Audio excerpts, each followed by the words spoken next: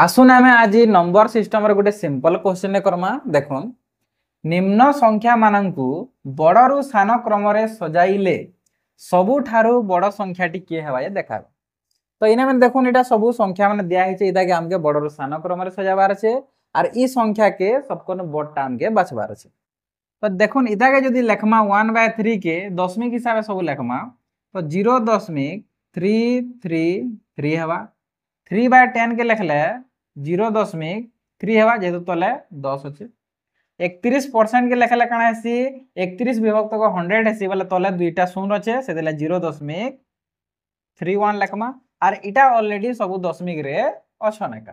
तो देखुन इटा मैं जदी मने करूँ दुईटा शून्य बढ़े देनी इने गोटे शून्य बढ़े देनी किंबा इने भी गोटे शून्य बढ़े देनी। तो यहाँ तो सब तीन तीनटा संख्या दिसला बेल लागुचे दशमिक के भूली जाऊन और संख्या के ध्यान दउन सबको किए बढ़ जाए। इटा 303 इटा खाली 30 है इटा 310 है इटा 300 है इटा 333 है बोले सबको बढ़ के हवा 1/3। तो ऑप्शन ए हिजवा हमर आंसर।